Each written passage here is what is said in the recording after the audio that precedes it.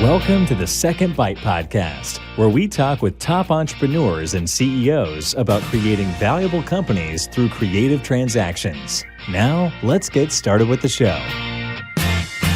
Welcome to the Second Bite Podcast. I'm Todd Task, your host. Raj Khera is your guest. Raj, thank you for joining. Thank you, Todd. I'm very excited to be here. Yeah, this will be a great episode. Let me just give a quick thank you in advance to our sponsor, which are the folks at Fiscal Advocate.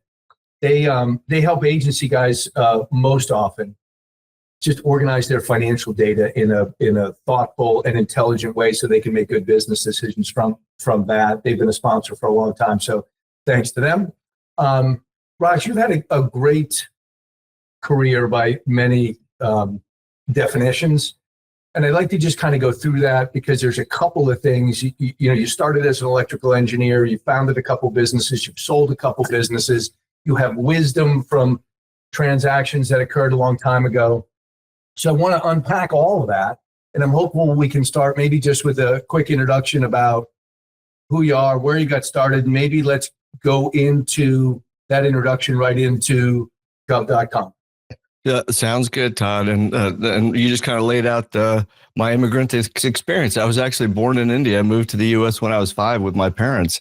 My father was studying and, just went through high school here, lived in Maryland since I was 10, and went to the University of Maryland. And I was talking to my senior advisor. And I said, Dr. Lin, I'd like to go to grad school. Do you have any suggestions about, what I could do as a TA or something like that? He goes, I want you to talk to the people over at NIST. Back then it was called National Bureau of Standards, NBS. And so I went and I interviewed for them. And the interesting thing about the people is when Dr. Lin makes a call to NIST, you're hired before you show up for the interview. God bless them, right? I realized that was a theme that I really needed to pay attention to, that the right person making the right phone call makes all the difference in your life. And so I started tuning into little things like that. But yes, I worked at NIST as an electronics engineer for many years, semiconductor electronics. And then I got the itch to start my own company. I saw an ad or a write-up in the local newspaper about Montgomery County's mentor-mentee program. And I was like, this looks interesting. Let me go ahead and apply for that. So I sent out my application. They called me back and said, okay, here, you go interview with this guy named Barry Friedman. Barry's an accountant. I go show up in my tie. I'm 27 years old. And I start talking to Barry. Barry couldn't pronounce my name. He starts just drilling me with question after question. And I'm thinking, oh my God, I don't know how to answer any of these questions. I'm stumbling. I'm not going to get this. I'm not going to be selected. Finally, and I jokingly tell Barry, you are a hard ass on me. He puts his pencil down, looks at me. He goes, Raj, do you have any questions for me? I said, Mr. Friedman, I do. I can clearly see I'm going to get a lot out of this mentor-mentee relationship. What are you going to get out of it? This hard ass suddenly turns soft. He says, I was in that chair once. I know you need someone to show you the ropes. I think I can do that for you. So I go from feeling 2 inches tall to thinking, I might be able to get selected. So he says, I've got a few other people I need to interview. So either the program director or me, somebody will get back to you. So I'm driving home thinking, I got to lock this in. What can I do to lock this in?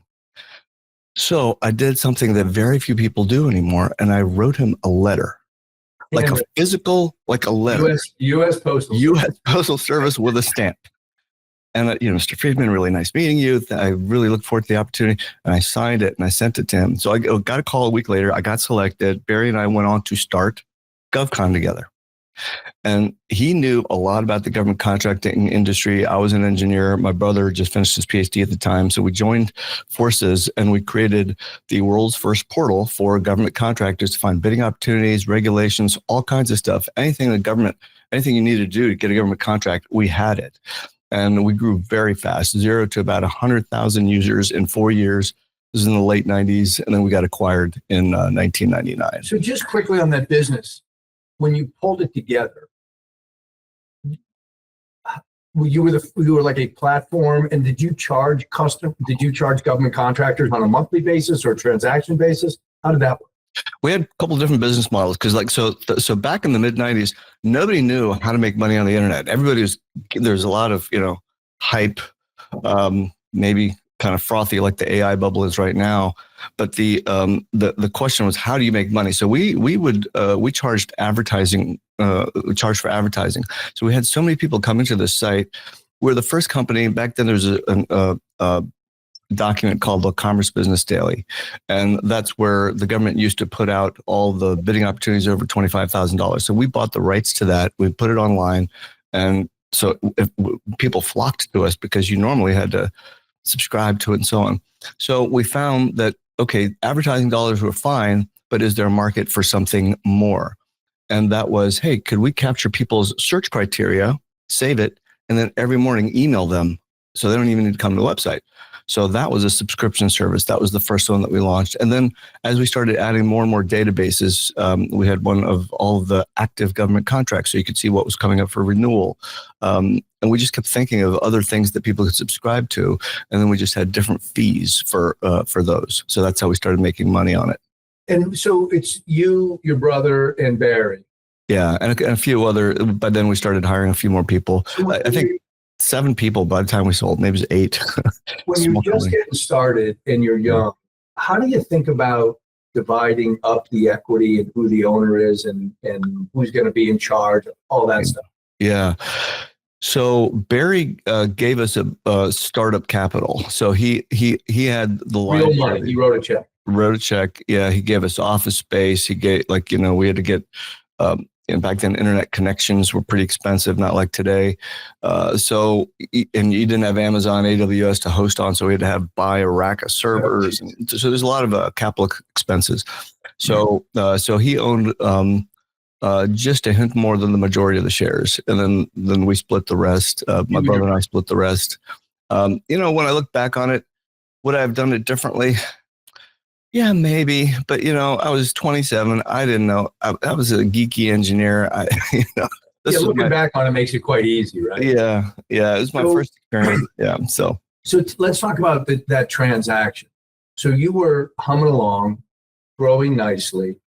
Did you just get a knock at the door? Did you say, hey, we're going to sell this? How did that work?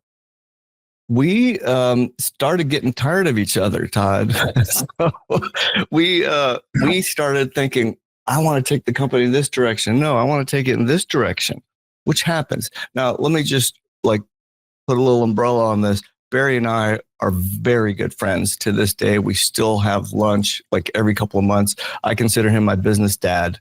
And so but we wanted different things from the company, and we just wanted more. I think by then I guess I was in my early to mid 30s, and I just wanted to see what else was there. There were so many other opportunities. Want to start another company, so we started shopping it around, and we ended up getting a couple of offers, and then we found the company that eventually bought us. It was a publicly traded company at the time called Vertical Net. Doesn't exist anymore, but they were highflying.com when they bought us. So yeah. And FYI, they bought you right at I guess it closed at the end of '99, so that's almost the peak of the bubble, right? It popped in springtime.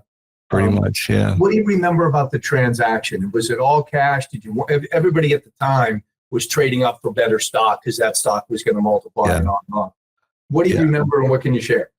So it was an asset sale. We sold it. I can disclose this amount. Back then it was $1999. It was $12.5 million, and it was a stock transaction, an asset sale. So it was not cash. And so again, there's a lot of stuff you learn from your first experience. And so it was 100% stock. It was 100% stock, which we subsequently start seeing fall very fast, 6 months later.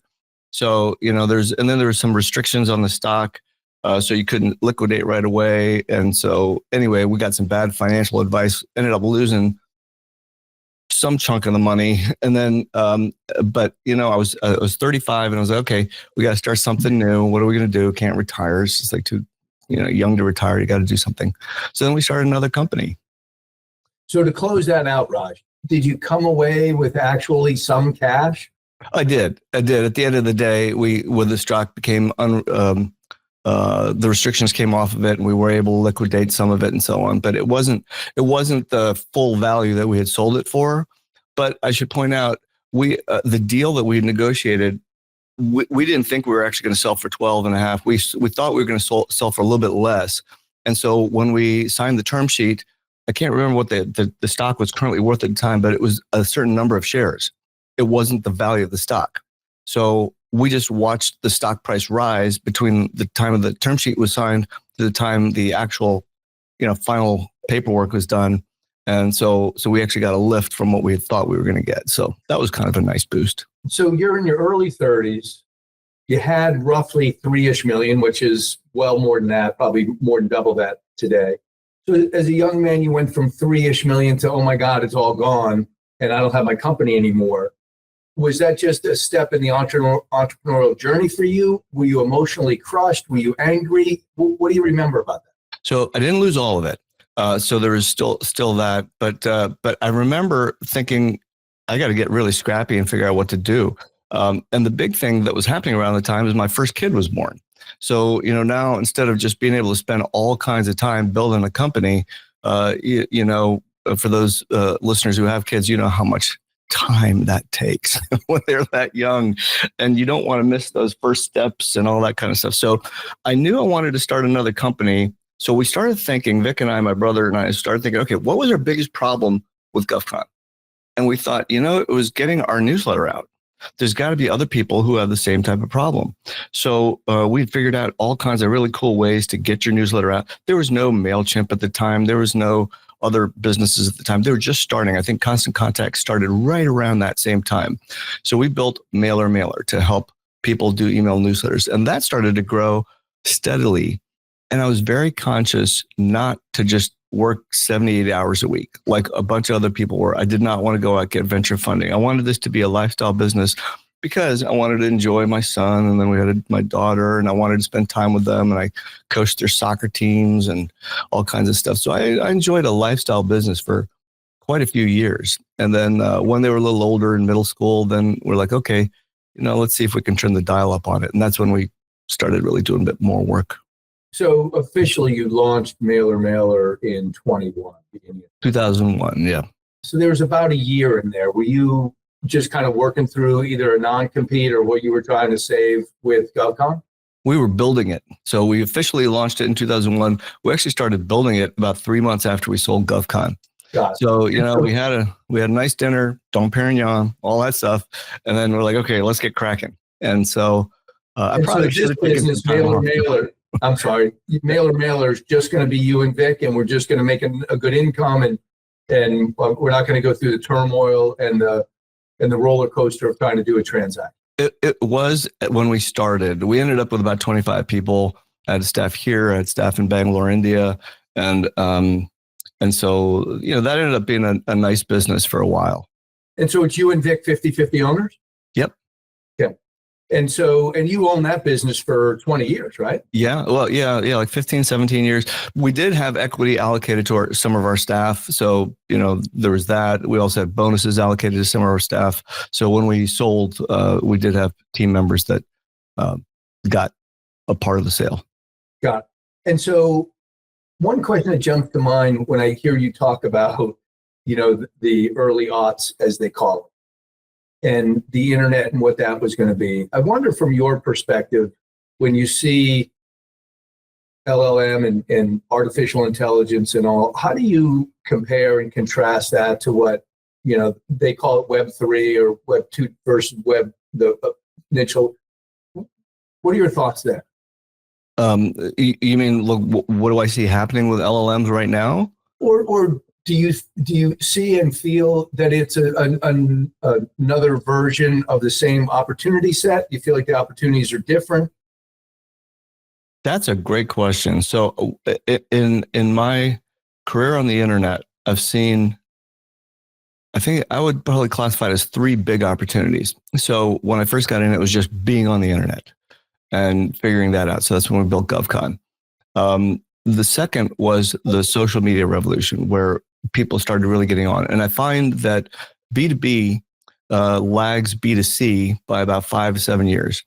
So B to C, they were really active on Instagram and Facebook and Twitter and everything.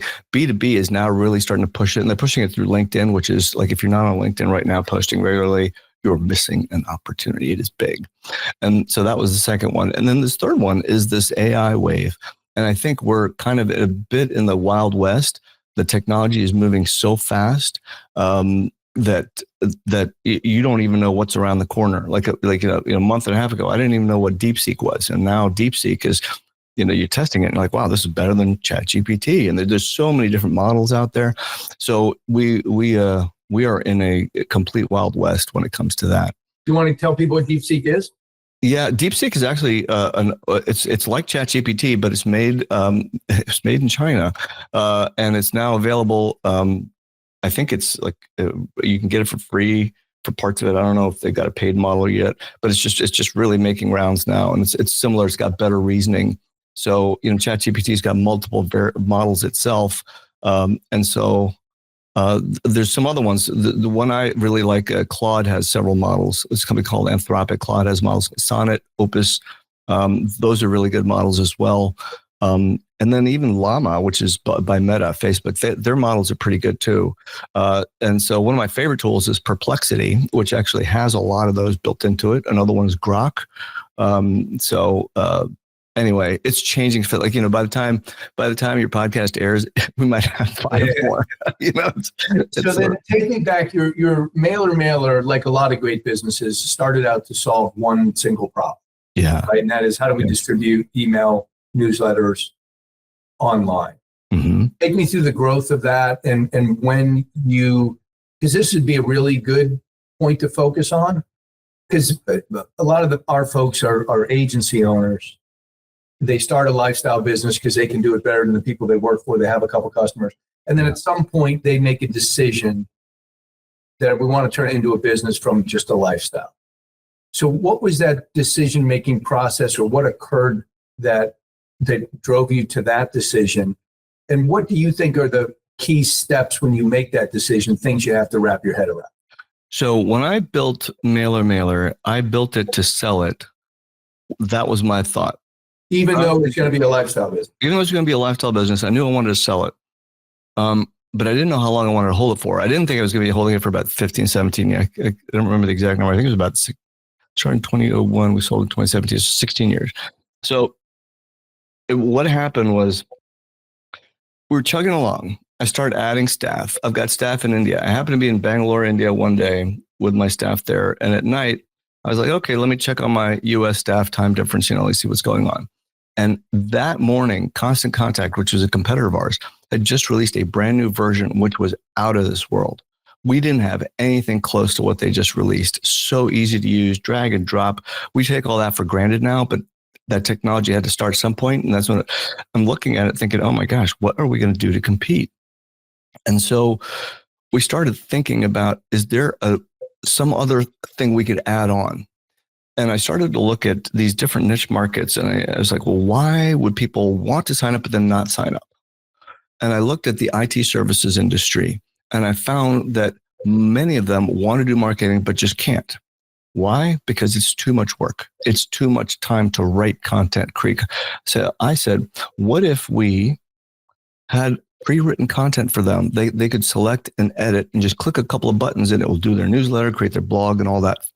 And so I tested that idea out with a handful of people I knew in the IT industry who were our customers that were doing content. They go, oh yeah, that would help us a lot. And so it was a bit of a hybrid model. There's a little bit of agency work in there, and then it was our product.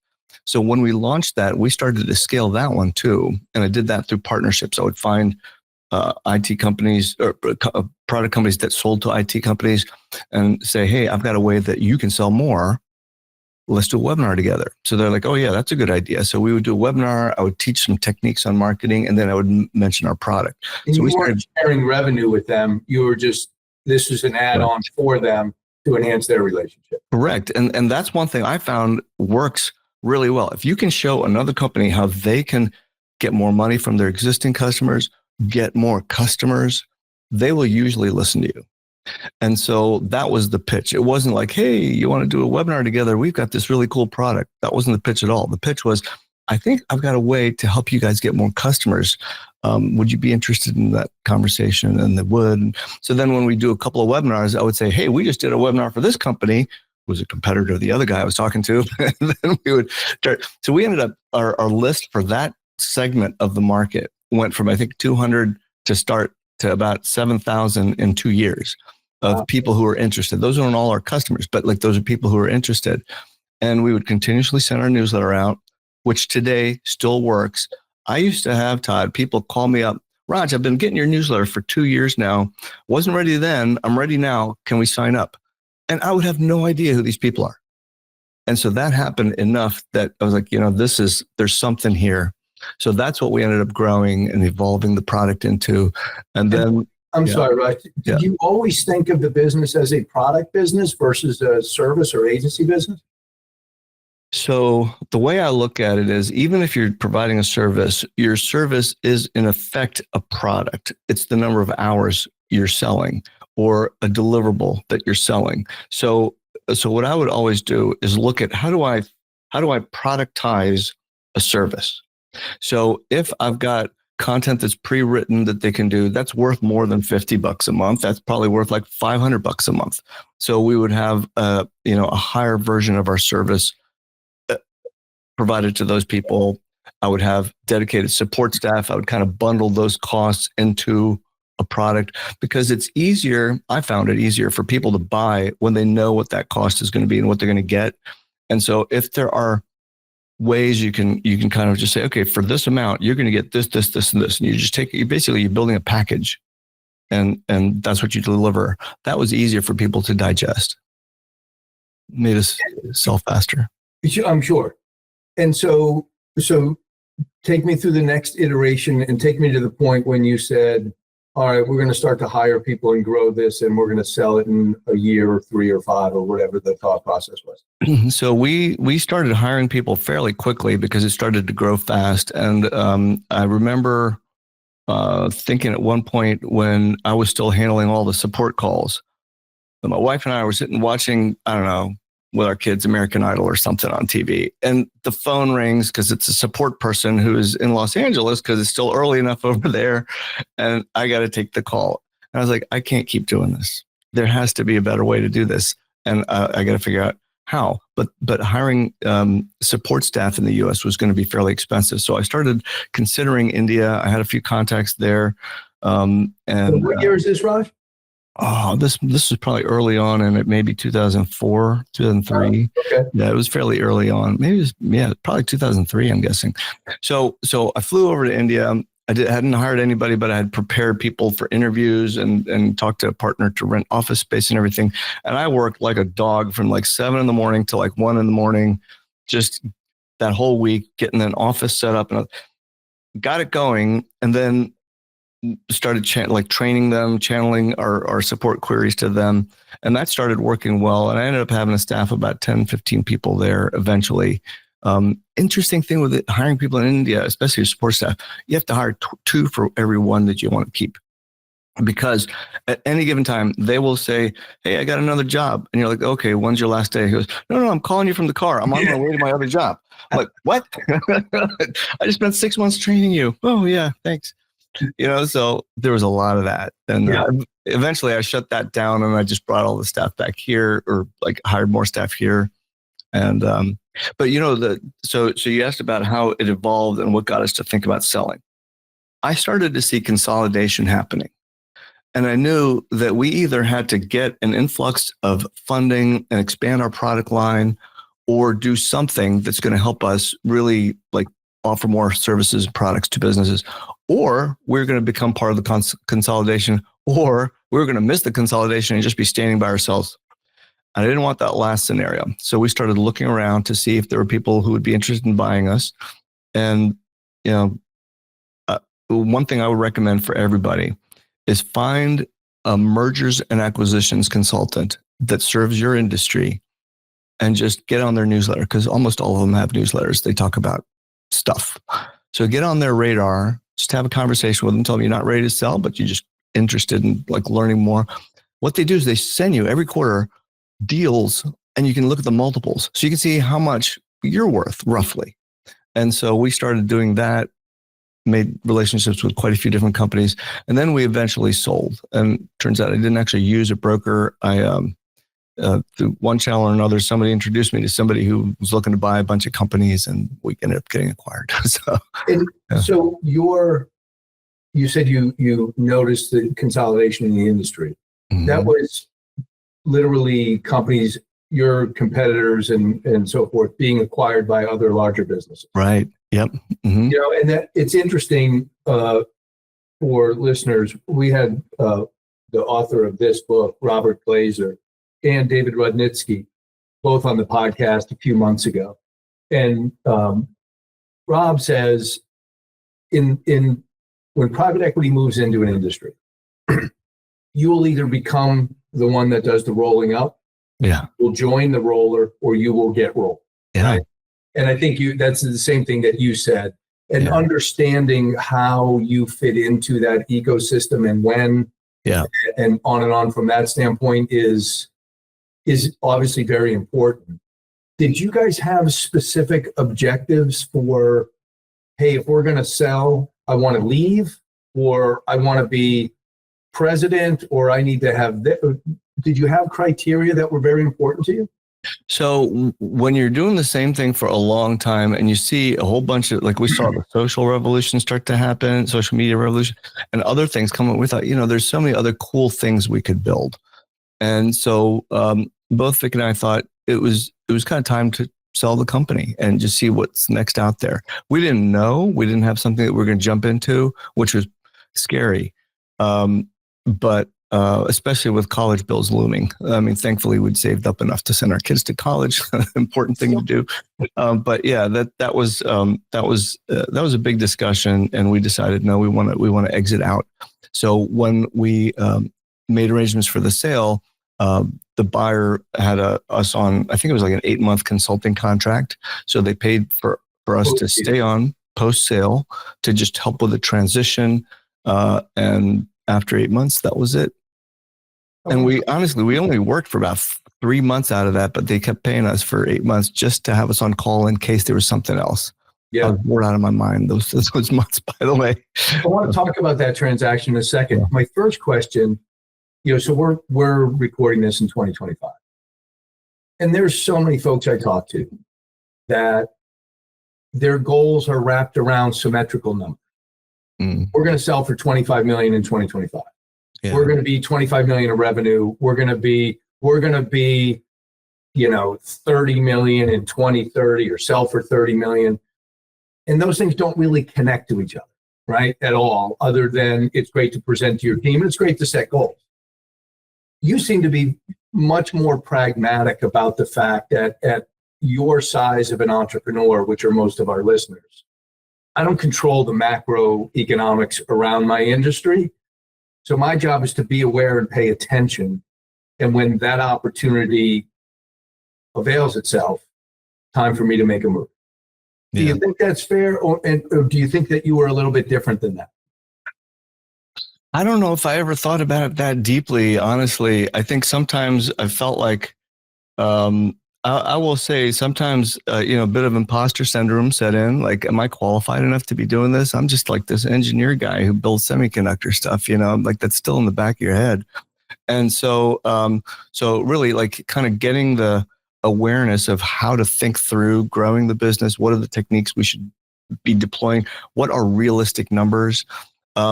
So, you mentioned round numbers for revenue targets. There's another round number that I noticed that I was using, and I noticed many other people were using, and that's the age you are when you want to exit. And it always seems to end in a 0.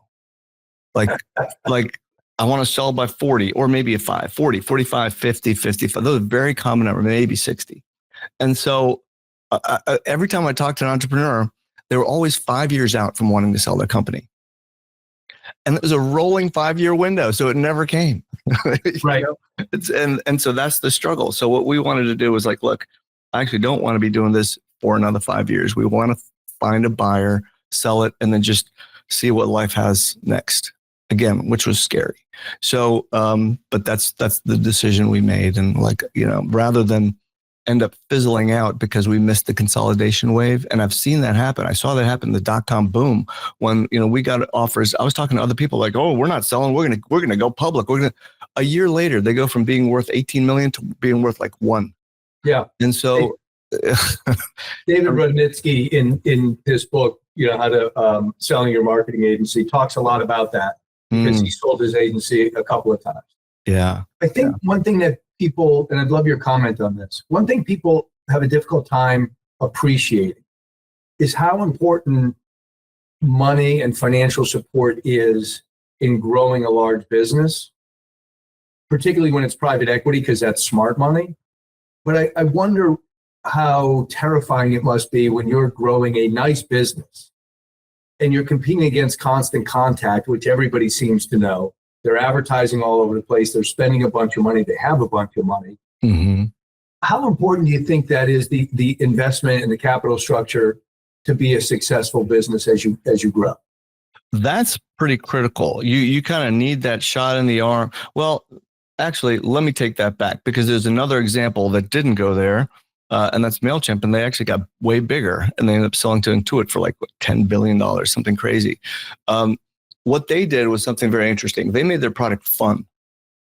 And I missed the boat on this, and I really look back on it as like, wow, that was such a cool idea. They basically gamified their platform. You'd create an email, you'd get a message saying, way to go, you deserve a raise. I'm like, you just wouldn't think to put that in your product, but they did, and it just attracted people. And they just made it fun. And so people were attracted to the fun aspect of it. They ended up growing quite rapidly without all that capital. So I guess for some folks, it is really important, and for some it isn't. I now believe that you should be able to grow a pretty decent business without outside capital. I think if you get it, you're going to be beholden to, a different set of criteria, people who need that ROI. They want their investment back and a whole bunch more. I think if you want to live your life on your own terms, then don't take outside capital. And so, you said you should be able to grow a pretty decent business. In your mind, what size would that be? I think you could probably grow a $25-50 million business without outside capital. Revenue business. I think so. I mean, with the infrastructure costs being so low compared to what you described at GovCon. That's right. So with MailerMailer, what can you tell us about that transaction?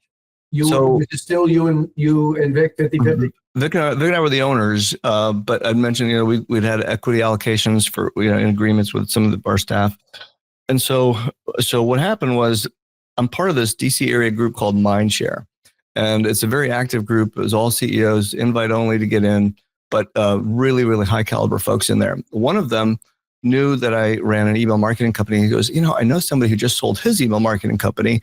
Can I introduce you guys? I don't know if you're interested in selling. I'm like, look, I'm always open to talking.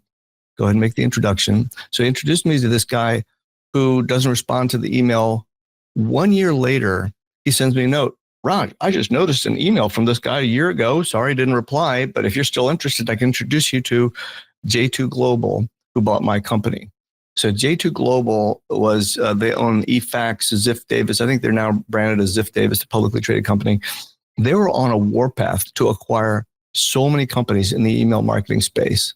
So he connected me. I reached out to their VP, their corporate VP of development.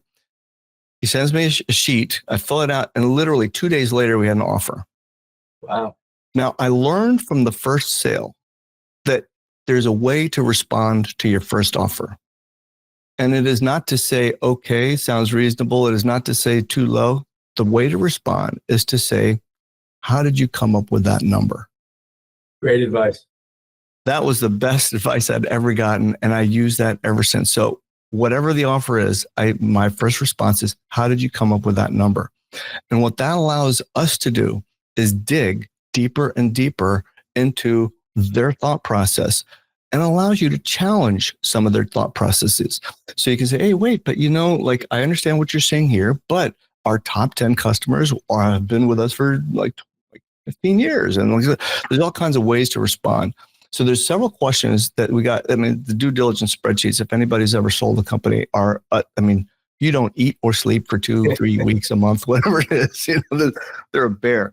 So, and a lot of them are repetitive because you have different groups asking the same questions. So one of the questions is, how much revenue comes from your top 10 customers? So this is a tricky question to answer. What they're really trying to find out is, if we lose one of your top 10 customers, how far down are we going to be in our revenue? So the way I answered it was, we didn't just say, here's the top revenue. I actually answered with stuff they didn't ask for, which is, here's why you don't need to worry about these customers. This one left and came back after 3 months. This one has been with us for so long, and she's so tightly integrated with her tool. And we explained why our top 10 customers are not risky to lose. That's, great advice, because that really is the question: what's going to happen to our revenue? Mm-hmm. And what we always advise clients: answer the question behind the question. Yeah. But if you can think through what they're really trying to get at, which is always risk. Yeah. The question is always around how much risk we assuming here, and that's what you need to address. That's exactly what it was. The other thing is, we had a few tools that they wanted that they didn't have. These drag and drop capabilities. Like, our product, by the time we sold it, was pretty slick, and theirs was not. It was a little clunky. So they wanted that technology piece of it.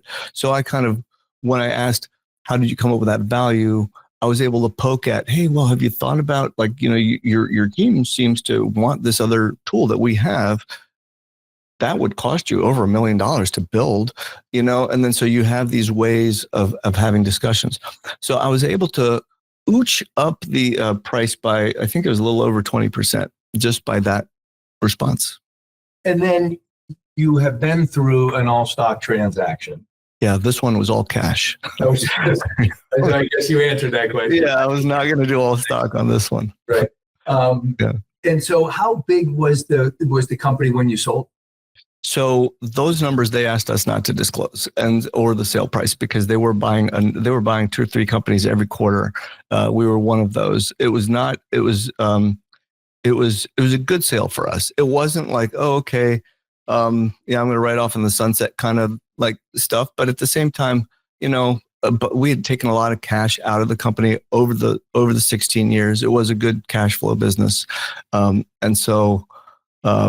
That's another thing that I like about not getting outside funding, and that is, you can take a ton of money out. And a lot of times people think, okay, when I exit, that's when I'm going to make the big money, and that's when I'm going to buy the really nice car and the big house. And the way I look at it is like, why don't you want to enjoy all those things like throughout your journey? Yeah. And so take the money out, buy the nice car, take the expensive vacation, enjoy your life. And then when the sale comes, you kind of get like that boost also. It may not be the VC type of valuations, but you still make. Do you find that when you sold, you obviously must have been, those guys must have had a process where you just fit in the process like a conveyor belt. Yeah. Versus somebody that's doing one acquisition a year, maybe 2. Yeah. Do you find that to be favorable, that it was so well organized and so well regimented, or would you wish that there had been more flexibility? We were able to use it to our advantage. So I will tell you, I guess we're far enough out of the sale, I can tell you this little story. So we were closing right around mid-March, which happens to be every kid's spring break. Yeah. And the deal was going through due diligence, and we'd already submitted our responses, and they were asking tons of questions.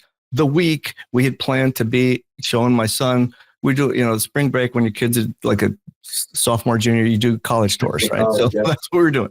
We were going up and down the Mid-Atlantic and Northeast. So I'm driving through the Berkshires, and they're calling me, and there's no signal in the Berkshires. So I'm getting a signal, dropping it, getting a signal. My wife's driving. And I said, guys, I'm so sorry. Can I call you back in a couple hours? And this is like, they got their corporate VP on the line. They got their other VP on the line. And I'm like, God, I hope I didn't just screw the whole deal. But I knew they wanted to do the deal, because once we got past that due diligence, they said, okay, we want the deal to close March 31st. And I was still on spring break March 31st. And I was like, okay, how am I going to make this one happen? Because like one of the other guys said, I think they're like, oh, we'll close April 15th. when I heard the corporate VP say March 31st, I was like, wait a minute, something's interesting here. He's going to get paid a commission if he closes in that quarter. So I used that to my advantage. So when they said, oh, we're not going to give you this much, I'm like, guys, I don't know what to say. We need that to cover this cost. And so I really need that extra 50K, that extra 100K for this and that. So, you're not asking for like a massive increase at that time, but you're kind of ooching. Yeah.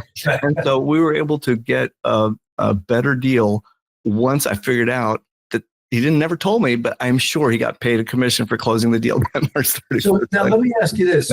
So you're, relatively young, you've got great experience, you've sold 2 businesses, but you don't have what's next yet when those 8 months ran out. Yeah. How nervous are you? And again, maybe not, but how nervous are you that I'm ever going to find something I loved as much as this? I was doing it for 16 years. And the secondary question there, did stuff find you? Did opportunity find you because of that experience? The answer to that is yes, it did find me. But it wasn't because I was sitting around doing nothing. So I was very intentional about how opportunity is going to find me, or I will find the opportunity. So what I started doing was writing. I love to write. And so for me, by the way, and that's how I grew all my businesses. We grew through search engine optimization. I got really good at that. So I'm like, I got some time now. Let me get even better at it. So I had another website that was just kind of like an informational website. It's called morebusiness.com. It's got sample business plans and a whole bunch of other stuff on there. And that's still active and people can go to morebusiness.com? That's correct. Yeah. It still gets, like thousands and thousands of visitors every single month. But the way we built it was through really high quality educational content. I also had not great content on there, and I can see the difference. So I started experimenting with, if I put this keyword in the title and then in the subject line, and if I put it in the images and all kinds of tests, and I figured out how you actually get ranked really fast. And so I started offering that as a service to people. So I became a one-person agency offering SEO services to IT service firms. And there are some who are like really wanting to go get it. So I started creating this package for them. And it was like $3,000 a month. You get, I do an interview with a podcast. We get content created for you. We get social posts written for you, all packaged together. So I had several people using us for that. And then I provided SEO coaching services. But I tell you, Todd, it wasn't satisfying me. I love doing the work. I'm not great on deliverables. And I'm old enough to know that there's probably better people, better organized than me that are really good for that. So I started tinkering, and AI was rolling around, and I started looking at the content AI was producing, and it was thin, generic, regurgitated. Like if you just swapped brands, you couldn't tell whose content it was. It was very basic. Yeah, that's what AI is, right? Exactly. But when I looked at our content, I was like, I've got, the way people were able to make very unique content, because when I would do it with clients, they would get their pages ranked like top 5 really fast because I happen to know a lot about SEO. So I was like, is there a way to make that experience happen with AI? And so that's what we evolved into. And that's my next business. It's called MakeMEDIA. And what it does is, if you were to ask somebody to write an article and it just takes forever to write. People just can't, it's just too time consuming. And so, but if I said, hey, can I interview you? Can I ask you some pointed questions? They're like, oh yeah, I could do that. I'm a subject matter expert. I could talk off the top of my head. And so that's what we introduced, is a tool that emulates that experience, simulates that experience. And you just, it'll help create a full content plan for you. You pick the article you want to write. It'll create an outline, questions. It'll even give you sample talking points. And if you're not sure what to say, you click a button that says, what should I say? And it will help you draft. So you can even read some of that, and it'll spark stories. We encourage you to just tell stories. So I'm testing this myself, and I'm getting pages ranking like page 1 of Google within a month. It's already starting to bring traffic into a site that just never had traffic before. So that's our next business. There's a pause in there though. And that's because before I started this business, I actually I took a I took a tour with another company called Wealth Engine, and I helped do a turnaround. So that was actually what I fell into first, and then eventually got into the consulting and then built MakeMEDIA. So Raj, that is great. And obviously I would encourage folks to check out MakeMedia and then morebusiness.com. This has really been a great walk through your experience. And thank you for sharing openly, because that is really helpful. For listeners, you can reach Raj through either of those two websites or on LinkedIn or through the show notes at secondbitepodcast.com.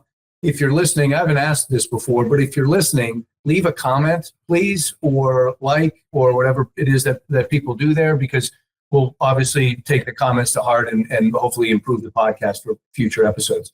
Raj Khera, thank you so much for being a terrific guest. This has been a great episode. thank you so much, Todd. I enjoyed being here. Thanks for listening to the Second Bite Podcast. We'll see you again next time, and be sure to click subscribe to get future episodes.